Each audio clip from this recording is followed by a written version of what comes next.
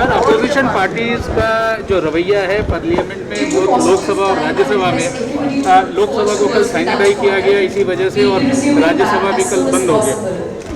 तो मतलब ये जो सेशन है, ये सेशन बहुत बड़ा गंभीर सेशन रहा, दर्दनाक सेशन रहा, संसद का अपमान करने वाला सेशन रहा, लोकतंत्र की ध्वजा उड़ाने का ये सेशन रहा। हंगामा करना चाहिए, लेकिन इसी तरह का हंगामा टेबल पर चलना, पेपर फाड़ना और चेयर की तरफ कुछ फेंकना और दादागिरी का करना, तो इसी तरह का जो सेशन है, ये सेशन बहुत बड़ा गलत रहा है। तो मुझे लगता है कि जिन सांसदों ने, मतलब वहाँ पूरा फुटेज है, जिस सांसदों ने मतलब इसी तरह का काम किया है, ऐसे सांसदों को 1 साल के लिए सस्पेंड करने की आवश्यकता है। मेरे पार्टी की तरफ से मैंने बहुत बार मांग किया है कि भाई हमेशा जो हंगामा होता है इसको रोकना है, तो ऐसा पार्लियामेंट ने नियम बनाना चाहिए कि 3 दिन तक अगर कोई वेल में आता है तो ठीक है, मतलब वेल में आकर घोषणा देता है, अपनी भावना व्यक्त करता है, लोकतंत्र के उनको अधिकार है।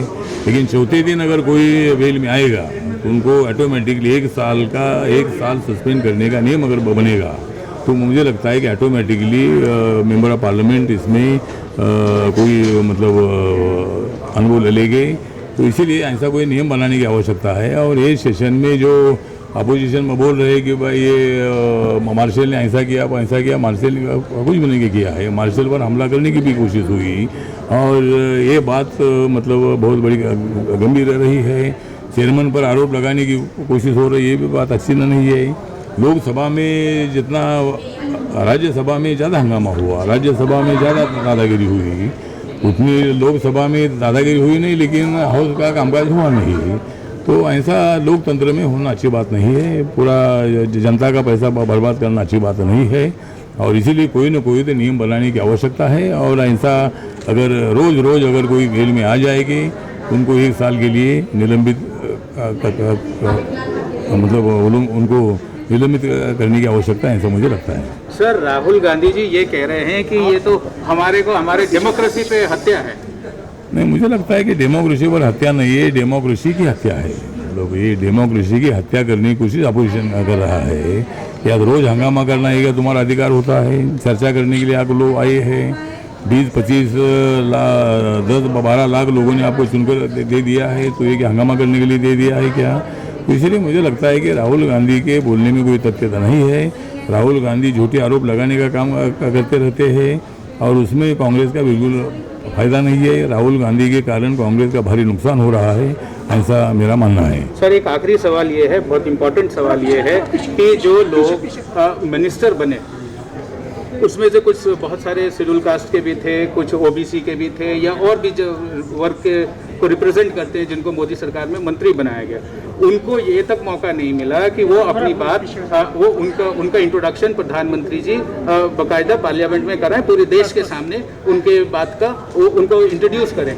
ये आपको कितना आहत पहुंचाता है, खासकर शेड्यूल कास्ट और ओबीसी के मंत्रियों को, जिनको कि एक रेस्पेक्ट मिलना चाहिए? वो मंत्री हैं, भारत सरकार के रिप्रेजेंटेटिव हैं, भारत सरकार के चेयर पे। हाँ, तो मतलब ये पहली बार ऐसा संसद में हुआ है कि प्रथा के अनुसार, नियम के अनुसार जो नया मंत्रिमंडल बनता है, तो नया मंत्रिमंडल के हर सदस्य की पहचान करवाने की जिम्मेदारी प्राइम मिनिस्टर की होती है। और इस वक्त दोनों हाउस में जब उनकी पहचान करवाने का प्रस्ताव रखा गया, माननीय स्पीकर जी ने और चेयरमैन जी ने जब ये अनाउंस कर दिया, तो अब विपक्षी दलों ने हंगामा करना शुरू किया, उनकी पहचान तक भी रुके नहीं। ये क्या लोकतंत्र की हत्या नहीं है क्या? ये नियमों का उल्लंघन नहीं है क्या? जिस तरह ओबीसी के मंत्री, दलित समाज के मंत्री, महिला मंत्री सभी, और जनरल कैटेगरी के मंत्री, ऐसे सभी कैटेगरी के 43 मंत्री जो बन गए थे, तो ऐसे लोगों की पहचान मंत्रियों की कराने के लिए जो विरोध हुआ, ये भी अच्छी बात नहीं है। और ये उनको अच्छा नहीं लगा कि नरेंद्र मोदी जी ने महिला है, ओबीसी है, दलित है, ऐसे लोगों को मंत्री बनाए, तो उनकी पहचान अगर हो जाएगी तो उसका नुकसान उनको ज़्यादा हो सकता है, ऐसा उनकी भावना होगी, और इसीलिए उन्होंने उसका विरोध किया। ये अच्छी बात नहीं है। महाराष्ट्र में मराठा समाज को यदि रिजर्वेशन मिल रहा है, तो उसको कितना व्यापक समझा जाए, कितना हिस्टोरिक समझा जाए? हाँ, मुझे लगता है ये निर्णय बहुत बड़ा हिस्टोरिकल है, और माननीय नरेंद्र मोदी सरकार ने जो 127 अमेंडमेंट जो है ये पास की है, और आर्टिकल 342 ये 3 के माध्यम से राज्यों को मतलब बैकवर्ड क्लास की सूची बनाने का जो अधिकार है, ये अधिकार सुप्रीम कोर्ट ने बोला था कि उनको अधिकार नहीं है, लेकिन वो अधिकार देने का निर्णय अभी मतलब सरकार ने ले लिया है आर्टिकल 342(a)(3) के माध्यम से। तो मुझे लगता है कि भाई महाराष्ट्र में मराठा समाज के रिजर्वेशन के संबंध में सुप्रीम कोर्ट में रिट पिटीशन था, तो सुप्रीम कोर्ट ने बोला था कि राज्यों को अधिकार नहीं है। तो अभी इस आर्टिकल के माध्यम से, इस नए 187 अमेंडमेंट के माध्यम से राज्यों को अधिकार मिला है और अभी मराठा समाज को आरक्षण देने का पूरा अधिकार राज्यों को मिल गया है। मराठा समाज हो या और भी कोई समाज हो, पूरे देश भर के सभी राज्यों को अधिकार पे मिला है। जिनको रिजर्वेशन देना है वो राज्य दे सकते हैं। और जहाँ तक 50% का सवाल है, तो 50% जिस तरह तमिलनाडु में अभी 69% आरक्षण है, कुछ राज्यों में 50% से आगे भी आरक्षण है।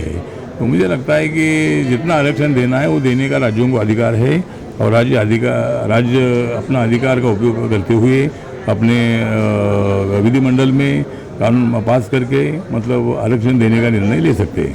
उद्धव ठाकरे क्या आपको लगता है कि उद्धव ठाकरे सरकार ये एग्री करेगी और उनको मुझे लगता है कि वो उनको एग्री करना पड़ेगा। मराठा समाज बहुत बड़ा सा समाज है और इसीलिए मतलब मराठा समाज में काफ़ी नाराज़गी भी रही थी, लेकिन अभी केंद्र पर मतलब केंद्र के कोर्ट में बॉल फेंका गया था। तो माननीय नरेंद्र मोदी जी ने सभी क्षत्रिय लोगों का विचार करते हुए, सभी गरीब लोगों का विचार करते हुए ये राज्यों का अधिकार दे दिया है और राज्य का जो निर्णय है वो लेने का उनको पूरा अधिकार मिला है। और माननीय उद्धव ठाकरे जी भी जल्दी निर्णय ले, ऐसी हमारी अपेक्षा है। Thank you sir. With camera person Rajesh Tripathi, Pranab Prakhar reporting for vision television world.